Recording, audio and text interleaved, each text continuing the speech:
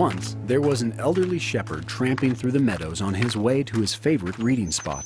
His boots, wet with the morning's dew, cut a path through the acres of wildflowers and knee-high grasses until he reached a shelf of rock under a leaning chestnut tree. As was his custom, he did not open the book right away, but sat in wonder at the huge dawn laid out before his smiling eyes. His hand reached for the reading glasses nestled in his front pocket, but froze before his fingertips met their wire frames, for he thought he heard a nearby voice call his name. Whose voice could it have been? Before him was a rather striking poppy, and behind him was the tree, but there were clearly no other folk in sight. Again he heard his name. Unmistakably, it came from the chestnut branches spread over and around him. "Dear old fellow, have you ever looked into the eye of a flower? Ever gazed into its depths and beheld the mechanical wonders of its form, the artistic beauty of its colors within colors?" The old man had to bashfully confess that he had never done such a thing. "Then do so now, friend." The old shepherd stared at the flower. He saw nothing but an ordinary flower, and said so quite frankly. "You are still too far away. Humble yourself, approach on hands and knees, and venture so close that your very breath will make its petals sway." The old shepherd obliged and brought his creaky knees to rest on the earth in front of the flower.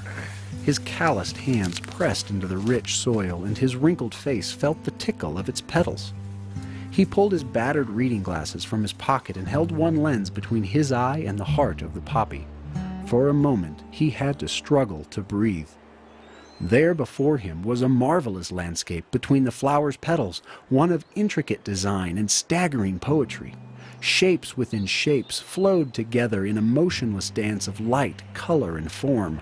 Each millimeter he moved in closer, the heart of the poppy revealed new layers of depth.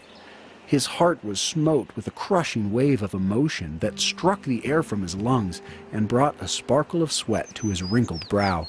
"Oh, woe is me! Oh, my heart! I wish you had never shown me this." The dear old shepherd's eyes, wide with shock and remorse, let fall a single tear that moistened his wrinkled face.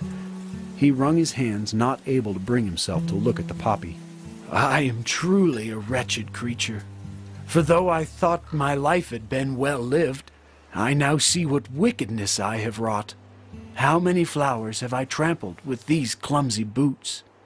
How many wonders have I destroyed because I did not think to look close enough at the beauty before me?" He wrenched his eyes away from the flower and beheld the tree spreading over him. He now considered the cross and wondered, how often had he taken the beauty of Jesus' sacrifice lightly?